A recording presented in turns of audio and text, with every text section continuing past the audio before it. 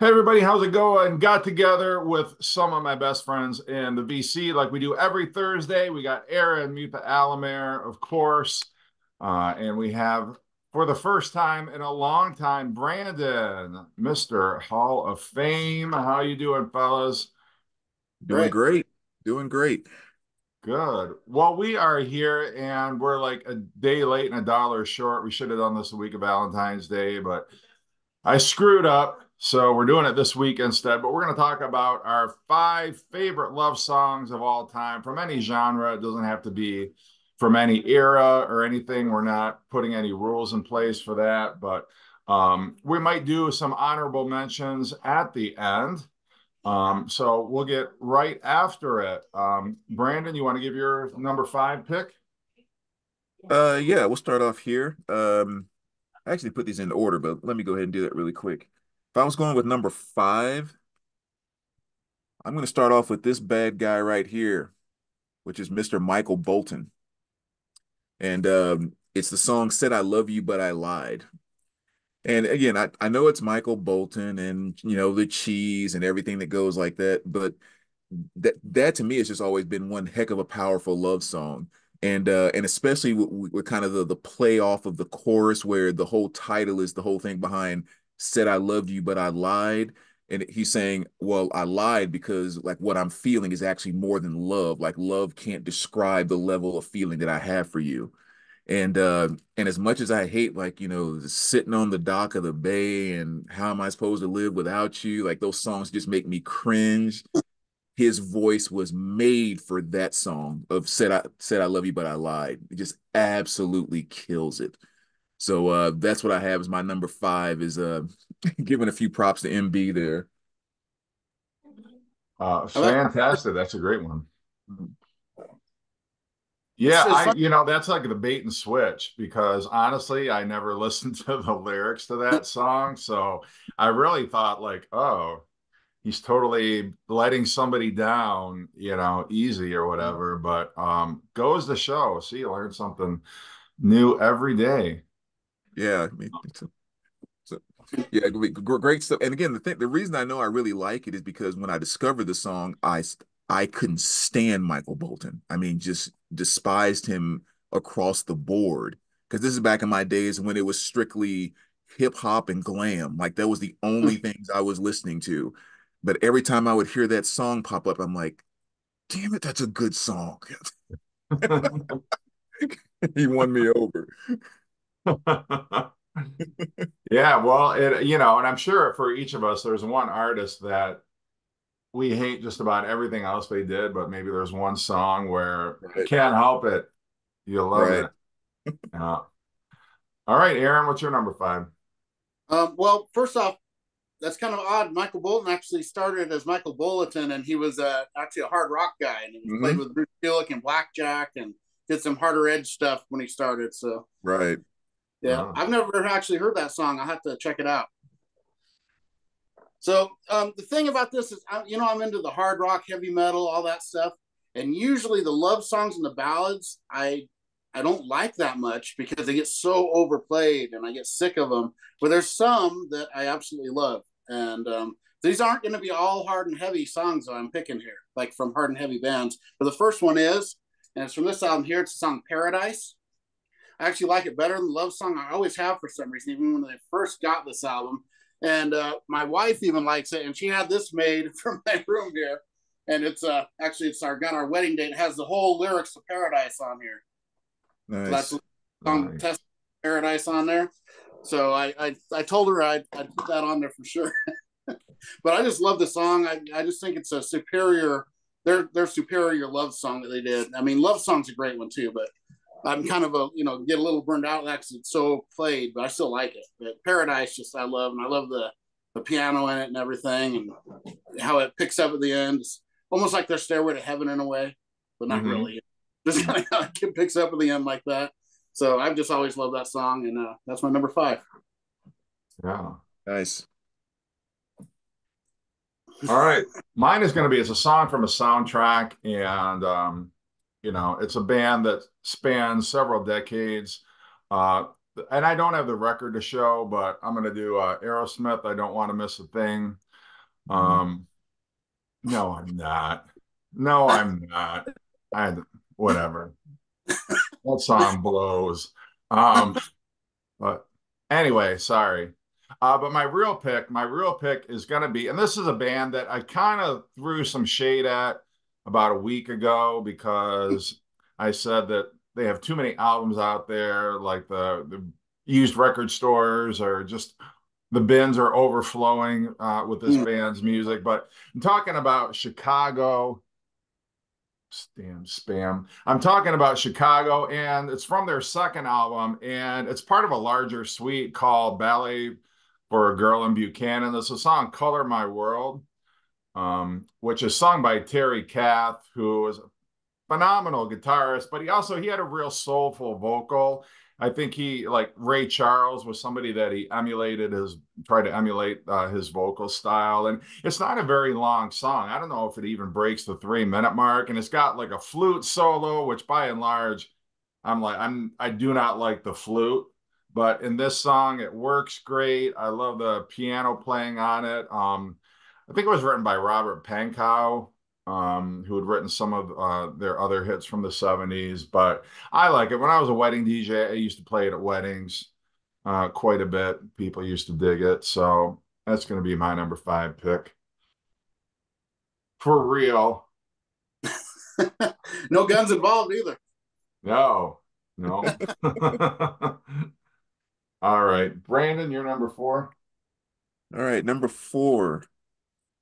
I'm going to go with something. I should say too, the one thing I did try to focus on doing is I stay completely away from R&B, because going back to 60s through 80s R&B, there was just way too many that I didn't want to choose from and probably would have dominated everything. So I did leave out all R&B. So kind of another cheesy one, but one that just really does hit the spot when it comes to that, which is by Phil Collins, and it's the song "A Groovy Kind of Love." It's another one of his, big commercial hits. I mean, I guess it originally came out of a soundtrack of a movie. It wasn't on any of his studio albums, but it was one of those songs I just remember when I was younger, and again, I wasn't into all the love songs. It was just one of those ones that was like, oh, what's that I'm feeling? That's kind of different. That's a little weird or whatever. But it's just kind of the simplicity and the honesty within the song, just about quivering when I kiss your lips, and when I'm in your arms, nothing matters. My whole world can shatter, but I don't care. It's like as cheesy as the 80s get, but that's also kind of what made the 80s, and especially the love songs from the 80s, to me so magical, is that they were just very straightforward, synth driven, easy to jump into. And I think Phil nailed it on that one. So I'm gonna go with Groovy Kind of Love by Phil Collins. Great one. Yeah, good pick. I got to say, I like that. I don't know what soundtrack it's from. Is it from that Buster movie that he was in? Yeah, that's what it was. Okay. Yeah, I thought so. Back when because he was kind of a sex symbol back in the 80s. And so they were trying to put him in as many movies as possible. He was kind of like like Patrick Swayze, where they, are trying to constantly put him into romantic comedies and stuff like that. But and they realized the more they showed him on screen, the more dorky he looked. So they kind of really backed off of it. Yeah, that's why I think that was the first and last Phil Collins movie vehicle that they ever did.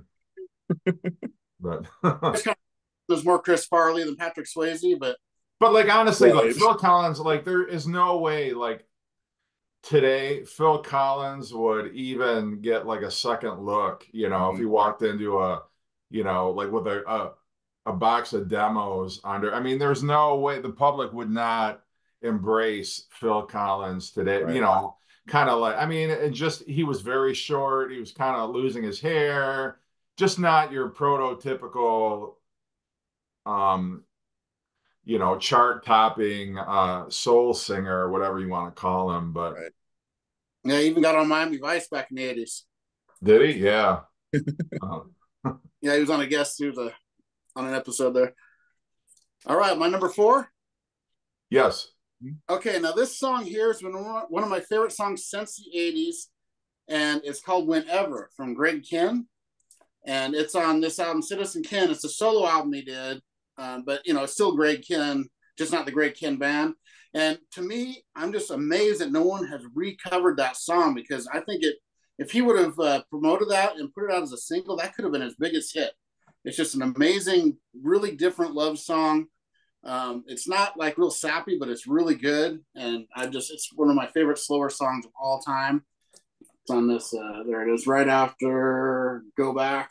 No, Lucky, then Whenever. Lucky was a single from this, but Whenever, it just, I get all the hairs on my arm stand up every time I hear that. It's just, I love his vocals on it, and I'll never stop promoting that song.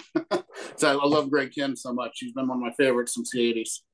I'm gonna have to check that one out. Whenever by Greg Kihn. Make a note, actually. Okay, my number 4 is going to be one of my favorite artists, and this was actually my parents' wedding song. And when I bought Elton John's first greatest hits when I was like 5 or 6 years old, they reminded me that, oh yeah, that was our wedding song. But anyway, it's Your Song by Elton John. Probably his first like real big international hit. Lyrics obviously by Bernie Taupin, but yeah, just the perfect love song, the perfect pop song. Back before Elton John got a little too commercial and everything was kind of over the top. But yeah, I just always had a real, I mean, that's like the first Elton John song I probably ever heard too, because it was the first song on side 1 of that greatest hits album. But that's my number 4. Crazy. That's actually my favorite Elton John song, too. Oh, yeah. I love that song. Is it? Okay, yeah, it's a great one. That's great. All right, so it's time for number 3. Yeah. All right. So this song, and it's another one of those ones that has like a strong memory for me because, back when I was in high school, I was going on a basketball trip, right? And so, of course, this is long before the days of cell phones. And I just started talking to this girl, and I'm on the payphone inside the gym. Then it's time to go on the bus. So I hang up the phone, get on the bus, and I'm feeling all good. This is the first time I've spoken to this girl, and things seem to be. I remember putting this cassette in, and this was the first song that just happened to come on. As many times I listened to the cassette, which I thought was just kind of like a sign from the heavens, if you will. But it was the song "Feel So Good" by Van Halen off of OU 812.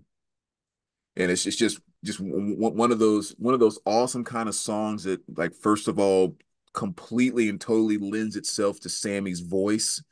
Just that big, beautiful power type of thing that he can do with such like a I don't know, just such a beauty to such a rock voice kind of thing. And just talking about how, I haven't listened to it quite some time actually, but it's like, yesterday I saw my love life shine straight ahead in front of me. You never really know when love or come or go. And then when it's the part where it says, yesterday I was all alone and suddenly I walked you home. It's just like all of that stuff about being young and having your first love and having your first thing, and just like those little moments that just kind of mean so much to you, total and completely captures it in that song. And just talking about it feels so good when love comes around, plain and simple. And I think the cool thing too is sometimes, we get so locked up into thinking that love songs are supposed to be slow and sappy and that type of thing. But it's like those are some of the biggest and most powerful moments in your life is when, a true love comes in it like that. So I think sometimes the rock versions of love songs can be like some of the best that are out there because it captures both the emotion and kind of the power of that. And I think Feels So Good is a perfect example of that right there. I'm surprised they didn't release that as a single. I mean, people think of like, Sammy's ballads or love songs from Van Halen. Invariably, people are going to pick a song from 5150, Love Walks In, or Dreams, or something like that. But that's a great one too. And that could have easily been released as a single and probably been a hit for Van Halen. But, whatever, they decided to go with the more up-tempo stuff. Well, I mean, I guess When It's Love is kind of a ballad off of there that was a hit, but that one could have also done really well too. Yeah. They had to put When It's Love out for you, Jeff. What'd you say? They had to put When It's Love out as a single just for you. Yeah, well, and like I say, I like that song in every way except the chorus. Just, I don't know. I just don't care for the vocal on it. But in every other respect, I do like that song. Yeah. So, um, all right, Aaron, you right? Number three. Yep. All right, my number three, I'm going to the late 70s, and this is maybe my favorite vocalist of all time. And I know I talk about him to death, but it's called Timeless Love from Burton Cummings. And it's just the perfect love song. It is a little sappy, but it gets me every time I hear it. It's one of those songs that just has so much emotion, and his vocals on it are just so good. And I believe he wrote it too. Yeah, he writes most of his stuff, but that's ever since the 70s. My mom grew up and she was a big Burton Cummings fan. So we had the first two solo records on 8-track and on vinyl when I was a kid. So I grew up hearing them over and over. And Timeless Love always just really stood out to me. It's my favorite ballad that Burton Cummings ever sang with the Guess Who or solo. It's just an amazing song. And it doesn't get any better than him singing a ballad because his voice is so good. And that song kills me every time. Nice. Yeah, so does that album cover. Yeah. Like, what was that? What was the whole idea behind that? Like, Burton, go run a couple laps around the studio, And then get there's yourself on the back. all nice and sweaty, and then we're gonna do a nice tight shot of your face, your sweaty bangs, your creepy smile. Well, he just jumped the T-bird over the jump there. Is what was going on, I think. I don't The know. Trans Am. I think they just thought that's what they want all the ladies to see. It's like they want you all sweaty and Yeah. Well, it's one thing like when Olivia Newton-John's sweaty on an album cover, and it's another thing when Burton Cummings is all Yeah. sweaty right up in your face on the album cover. Like, I freaking love that album though. That's one of my favorite albums ever. yeah, no. And I was surprised. Like, there is so much love for Burton Cummings out there. When I did that one Burton Cummings video, when for the vocal for Undone, like that got like over, might even almost be like 20,000 views now, and everybody's just like, he's an amazing vocalist. He's my favorite, and so yeah, there's a lot of love for Burton Cummings out there. Yeah, not a lot of people even really know that song either. And that could have been a monster hit if it was promoted right. That Timeless Love is just amazing. Yeah, It's yeah. I don't know if you guys know it very well or not, but it's a good one. I don't think I've ever heard it. No. I don't. I remember you mentioned Played it it one on time before, but Tuesday, about bawling my eyes out singing it. I was All not right, even happy. my number three, and I'm worried this is going to be on your list, Aaron. So I hope I'm. But if we double up, that's fine too. But anyway, I mean, this guy, he was a songwriter in his own right, but he also did some brilliant covers of other artists' work, and this is one of them. Talking about Harry Nilsson and Without You, off that. Is that one you were going to show?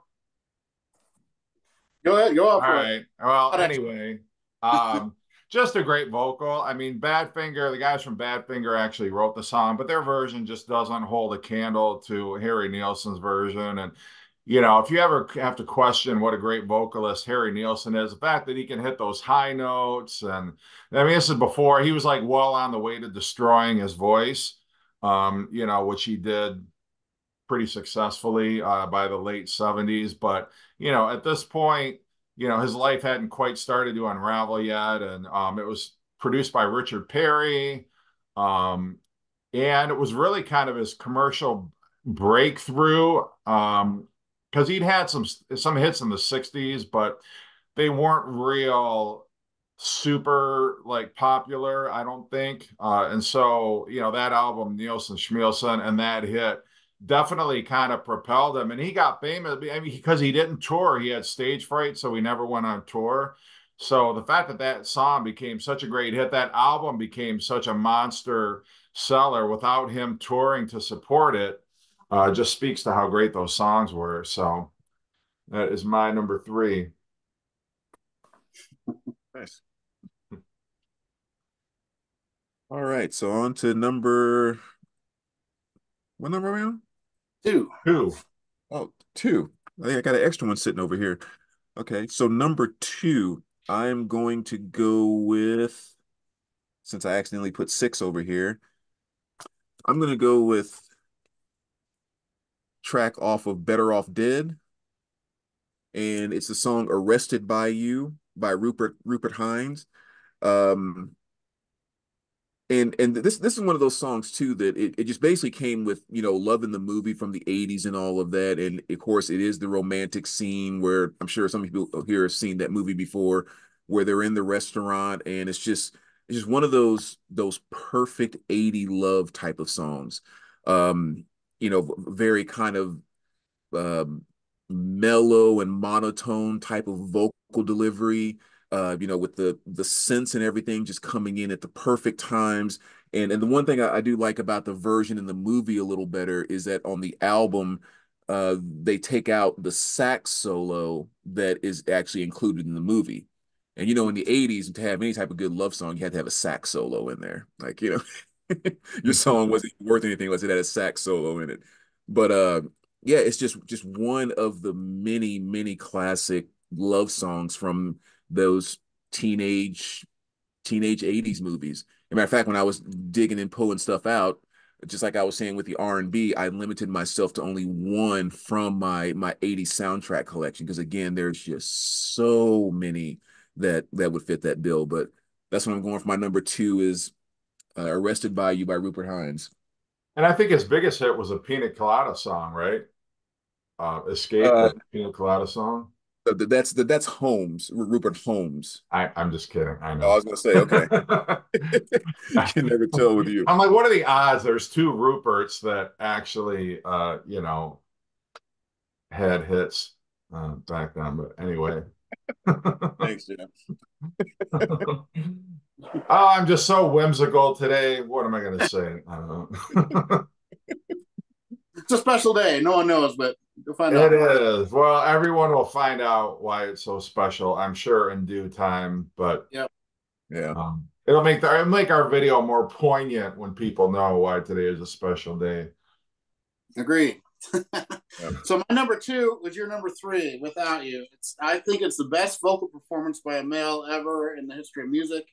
Well, that's saying something, but I just absolutely love it. And you know, it's weird because he didn't even really want to do the song that much, and he got sick of doing the recording, and then he got all mad kind of, and then nailed it on one, and then it's like he ended up loving it after he did that. He kind of, the anger of recording it kind of is what propelled it kind of, and just an amazing song like you were talking about. And it's just so different from the Badfinger version. It's almost unrecognizable. I heard it on the, I was in a store and the Badfinger version came on. I was like, what is this? And it was Without You, and it tripped me out.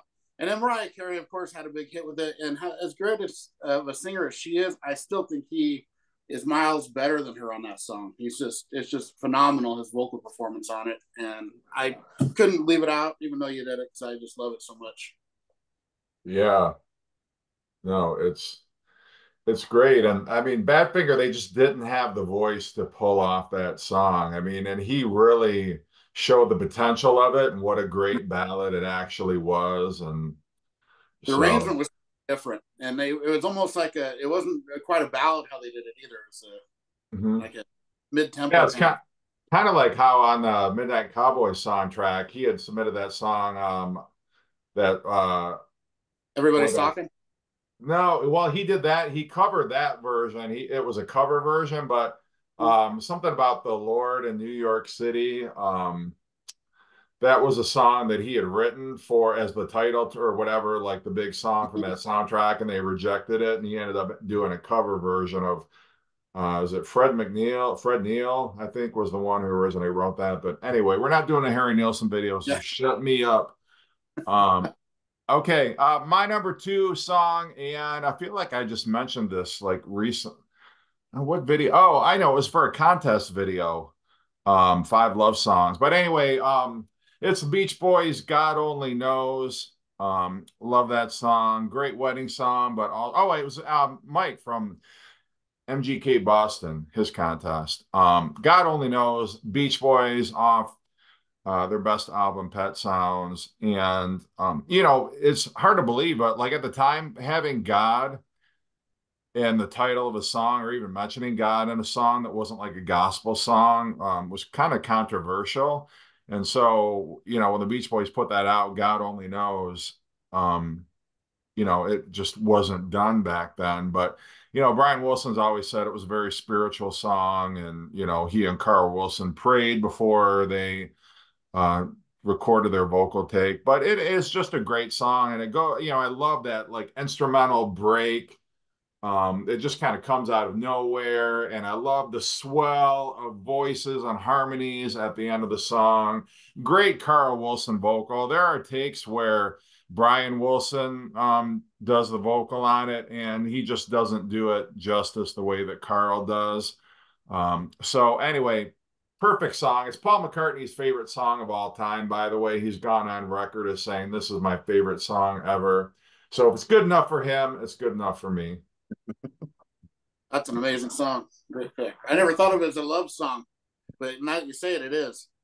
Yeah. Well, it opens with "I may not always love you," which, like, whoa. Just like, I said I love you, but I lied. But wait, it's a love song. Yeah. Don't let the title turn you off. Or Every Breath You Take. Yeah. Right. All right, Brandon, what is your number one love song of all time? My number one love song of all time. And again, with this particular pick, this is one that's just about how I feel the music. I can actually say that the song itself would not be one of the best love songs that I would choose, but with the way that it impacts and touches me, it's kind of my number one. And it is actually off of this CD right here, which is Melissa Etheridge. And it's the song I Want to Be in Love. That's the name of the song. And so it's a more upbeat type of song, but I don't know what it is about her, but just with the way that she feels, writes about, and the way that she displays her feelings of love in all of her music, it's just like her heart and her mind computes it the exact same way that my heart and my mind does. So I just connect with like everything she does. I totally feel it. So I don't know, maybe I was a lesbian in a past life or something like that. But like, I mean, her and I just we fit like this. And it's basically just about her, she's just talking about these moments that she wants to experience to say that she's in love. So she says stuff like in front of total strangers, won't you kiss me? Flowers for no reason that you miss me. Oh yeah, I want to be in love. And my favorite line in there is from the second verse where she says, on Tuesday, light the candles, bring me wine. Wednesday morning, I won't get to work on time. I want to be in love. Like just all these little pictures that she creates, almost like a Bruce Springsteen type of thing of one or two lines, and she just creates these pictures. And I don't know, every time I hear that song, I feel it so much. I don't know what it is about that, but her and I just get each other, and that's one of the many songs that I feel that way about. But I've always said that's probably the best love song in my personal repertoire. So good old Melissa. That's the thing about songs is when they hit you, it's very personal. And yeah. So my number one? Yeah, number one. Well, this one band has my three favorite. I'll just pick one of them. My three favorite love songs of all time. I talk about it endlessly. It's Sweet FA, and I get with the song "Heart of Gold." And it starts out just acoustic with him singing, and it swells in this huge chorus. The best power ballad of all time, "Heart of Gold." I mean, I could have went with their two other ones. And that's the thing about the Sweet FA love songs; are not overplayed. Nobody knows them, so you don't hear them on the radio. So every time you hear it, it's still fresh. And that song, I remember when I first got this album, and me and my friends, I bought the cassette the day it came out, actually. And we were working in my friend's dad's basement, like doing some digging or something. And we're on our stomachs digging, listening to the cassette. And it was just blowing us away how heavy it was. But when Heart of Gold came on, the slow song, just all like a rock and heavy record. And we were just like, oh my God, this is like the best thing we ever heard. We were all just freaking out over how great his voice was on it. And the acoustic intro going into the song, and then it fades out with the acoustic outro, and it's a perfect love song as far as I'm concerned. Heart of Gold. It's not anything like the Neil Young song Heart of Gold. It's a totally different song, and it's always been like my favorite. And for my Honorable mentions, I'll mention their other two, but this is my number one, Heart of Gold from Sweet Face, Stick to Your Guns. Cool. All right. My number one going to be by my favorite band of all time. And no, it's not Iron Maiden. It is the Beatles and the song Something by George Harrison. I mean, just a perfect love song. Frank Sinatra called it one of the greatest love songs of all time. And if it's good enough for Frank Sinatra, it's good enough for me, even though he credited it to Lennon and McCartney at the time, which is wrong. But it's so funny because that's this song. The lyrics took so long for him to write. He had the melody like around the time of the White Album. And if you watch the Get Back documentary, he can't quite nail the lyrics. He's got some loose ends that he can't quite tie up lyrically. And he's asking for John and Paul for some suggestions. And, where the line about something in the way she moves attracts me like a pomegranate or something like that, where they're just throwing words out there with the right syllables. But it's just a timeless classic. Love it. One of the greatest songs, if not the greatest song George Harrison ever wrote. His Yesterday, as it were. That is my number one. Agreed, and that could be my number one too. I've loved that song since I was a little kid too. Yeah. You know what I want to do is, Josh gave us his list. And Gary gave his list as well. Cool. So let me find. I got to back up the text a bit. Okay, so for Josh, his fifth one was "Tougher Than the Rest" by Bruce Springsteen. Anybody want to comment on that one? Oh, just absolute great song. One of my favorites by Bruce. I really love how he did that on Howard Stern too. When he was on there on that interview, he did that song, amazing sounding. That's what really got it even more. Yeah. Just goes back to that amazing storytelling that Bruce can do. It's freaking awesome. Yeah. What one is that off of? Is that off of Tunnel of Love? Oh, Tunnel of Love. That's what I was going to say. I thought so. Okay. Yep. Gary's number 5 is Bread, Make It With You. Anybody want to talk about that one? I feel like I remember that. I think it's like, I want to make it with you. Was that? Am I in Gary's the big red kick. Yeah, I guess. I want to make it with you. Is that how it goes? I don't know. I don't know Brad very well, but that is kind of ringing a bell a little bit. Call Sam St. John up. He'll probably know it pretty well. Yeah, I'm sure he will. Number 4 from Josh is All That I am not familiar with this song. It's by Blue October, All That We Are. I've never heard them. Just the little clips he's shown of them live is all I've heard of Blue October, so I'm not familiar with that one at all. Yeah, but I know Michelle loves it, so that's. All right. Anyway, number 4, Gary's number 4 is REO Speedwagon, Keep on Loving You. I think that's off High Infidelity, right? Yeah. And another one of those songs just kind of gets the cheese stamp put on it, but that is a fantastic 80s love song without question. Yeah. Here's one that I don't think this is Josh's number 3 pick, and I don't really think when I think of love songs, I don't really think of this as a love song, but I appreciate him kind of going a little outside the box on this one. Tom Petty, Here Comes My Girl. Yeah. So I would have thought he would have picked like Wildflowers or something like that, but Here Comes My Girl. Great one. That's a great one. Gary's number 3 is Captain and Tennille, Muskrat Love. Is that a love song? Yeah. I actually liked that song when I was a kid. I remember hearing it on the radio all the time. Was that a cover version? Quickly. Is that a cover song or is that an original? It's a cover song. I'm pretty sure a couple people did that back in the 70s. I think didn't America do that too? That's what I'm thinking of. Like, was it originally an America song? But I'm not sure if they covered it. But I'm pretty sure they did it too. Okay. Yeah. All right. Um, number two, the Beatles, Here, There, and Everywhere. That's Josh's number two pick. Here, There, and Everywhere off the Revolver soundtrack. That's one of my favorites too. I love that song. Yeah, well, it's just the harmonies, and the harmonies were very much based off, Pet Sounds. I think they were trying to, you know, not that they were ever going to outdo the Beach Boys harmonies, but anyway, Gary's number two is Black Sabbath Changes. My favorite. Yeah, I knew that would be yours, Aaron.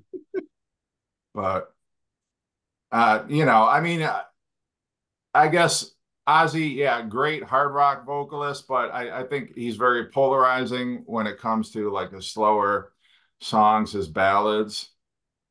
Only with me. Yeah, yeah. So anyway, number one, Josh's number one is Lucero, When You Found Me. I'm not familiar with that song. Are you guys? No. But I do like Lucero, and I know he loves them, so it's got to be a good one. Okay. Gary's number one is Jack Wagner, She's Like the Wind. I think that's off Dirty Dancing soundtrack. And wasn't he like a soap opera? Was he on like one of those soap operas? He wasn't like originally a singer, I think. I don't know what he was in, but you're probably right. Yeah. So anyway, Josh and Gary both wanted to be here, but since they could not, they asked us to read their list as part of our video. So there you go. Probably songs, I think, but I think Chris's were all Rod McEwen songs. Or Earl Bangle. Yeah, sure. All right, honorable mentions. What honorable mentions do you have, Brandon? One at a time, or just go through them all really quick? You can just go through them all right okay. now. The one that was almost in my top five, If You Needed Somebody by Bad Company. That was kind of after, Rogers had left and, Brian H. took over at vocals. And I think just, again, one of those powerful deliveries on that particular song. And then going back into my favorite love, if you will, is always that 80s love. Oh, wow. Space Age Love Song. That's a great one. That talk about, again, another song that just captures the 80s so freaking well. And it's almost like criminal if you don't mention Wonderful Tonight by Clapton. I mean, that's one song that seems like everybody at some point in time liked on some level. And again, another one that kind of defined the 80s, I Melt With You by Modern English. And then the last two that I had, or last three, I guess, Lady in Red. Remember that by Chris D there? But I don't know if you know this. Fun fact, Brandon, that song has been played at every wedding that has ever been. Every wedding reception, that song has been played. It's like in the Guinness Book of World Records because it's been played at every single wedding reception. I totally believe it. I think the only song that's been played more is like Happy Birthday. Yeah, I think you're right. Or the Hokey Pokey, maybe. And then I'm With You by Sheriff. Another great one. And you know what's funny about that album? That album, it does not sound like that song. That song's actually like a harder rocking album. Like that song is sort of like the outlier. But the rest of that song is kind of like early 80s hard rock. It's not all like a bunch of ballads like you would expect. Yeah. Yeah, very solid album. Came out in 82. I mean, early 80s, but it's really, really good stuff. And then last one, Ain't Even Done With the Night. Arguably my favorite Mellencamp song, probably right next to Scarecrow. But yeah, just again, another one where he just paints the picture so well and just recreates all those emotions and feelings of early love. He does a fantastic job on that one. So those are my honorable mentions that didn't quite make the top five. All right, Aaron, I know you probably got about what, 30? No, I got about the same amount as Brandon. I didn't go overboard because there's, like I said, a lot of the ballads or love songs are my least favorites on albums. So, but when I like them, I love them. And I had to mention the other two Sweet Faye songs, Your Love and Paralyzed by You, both from this album. Both perfect love songs and very different. Your Love is the typical power ballad, and Paralyzed by You is very unique. Got a really cool bass line and just very unique song. I always like Paralyzed by You, maybe even better. But they're just, like I said, Sweet Faye, it's like my three favorite love songs, along with probably Something. I forgot all about that. So there we go, Sweet Faye. And then I got to have two from my band. And this here is my favorite ballad they ever did. And it's Every Time I Look at You from Kiss. I absolutely love that song. They did it great on the Unplugged as well. And I don't know what it was about that song, but ever since the first time I heard it, it just grabbed me. And I like a lot of the Kiss ballads. Like I love Reason to Live. But Every Time I Look at You has always been my favorite, one of their ballads. And then for kind of a different love song from Kiss, A Million to One is just the one that really grabs me every time I hear it. I love the lyrics, and Paul's delivery on that song is amazing.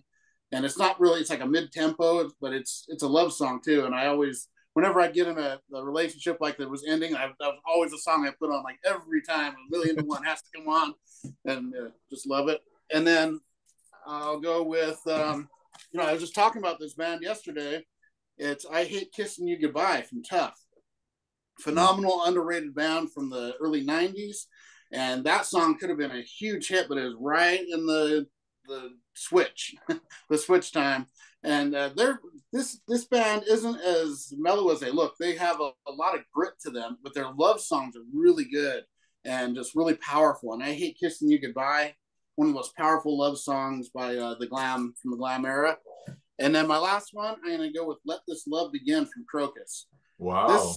I love this Crocus album. A lot of people don't like this one as well, but Let This Love Begin is up there as my top 10 love songs ever. Absolutely love that song. I used to get drunk when I first got with my wife, and I'd be listening to this and singing it to her and stuff. And so it's kind of memories for that too. But I loved it even before that. It's just an amazing song. And this album gets a lot of crap because it's a little more commercial, but this is actually my second favorite Crocus album after Headhunter. Love this album, Change of Address, and Let This Love Begin. Phenomenal. So there we go. I'll keep it kind of short. Got to throw in the Beatles songs, all those Beatles love songs I didn't even think of. I have the whole Beatles love songs album. I could have thrown that whole thing on there. So. Oh yeah, easily. Nice. My honorable mentions. I'm going to go with "As" by Stevie Wonder, the songs from the Key of Life album. I absolutely love that. And it's so funny because I didn't realize that was the name of the song for like the longest time. I always thought it was "I'll Be Loving You Always," and it's like, oh, it's "As"? What kind of title is that? But I love that song. It could just like go on forever. And just every part of that song is magical. My next one is going to be "Let's Stay Together" by Al Green. That was another one. It was an instant dance floor classic. Like you put that song on at a wedding, I don't care how big the dance floor is. You could have the dance floor the size of an airport runway, and there wouldn't be enough people. They would just crowd the dance floor for that song. And it's such a cool, soulful classic. Love that one. And then my last one is going to be by Tears for Fears, "Head Over Heels," off the Songs from the Big Chair album. One of my favorite songs of the 80s. Definitely one of my favorite ballads of all times. So those are my three honorable mentions. It's actually a great pick. Sometimes it's easy to forget that "Heads Over Heels" is kind of a love song. I don't think about it that way, but it totally is. Yeah, kind of like, "Here Comes My Girl." I didn't really think of that, but then the longer you think about it, it's like, yeah, it kind of is, isn't it? So that's my favorite song from that album too. I love that song. Yeah. And then there's "Christine 16," another great Kiss song. Caster I should have thrown in there, but yeah. Or "Bang Bang You." Great ballad. Yeah. All right, guys. Well, this was a fun one, and I'm not going to say why this episode or this video is particularly special, but I'm sure maybe by the time you see it, you'll know why. But can I throw one last one in there I forgot about? Yeah. If I can find it. Oh, not if you got to go find it. I thought if you had it right there in reach. Well, I just thought about it. And I don't know where it went. so I can't do it. Never mind. Well, just say it. You can say what it is. You don't have to show it. It's the Ballad of Pluto from Chris Brophy. I was going to throw that in.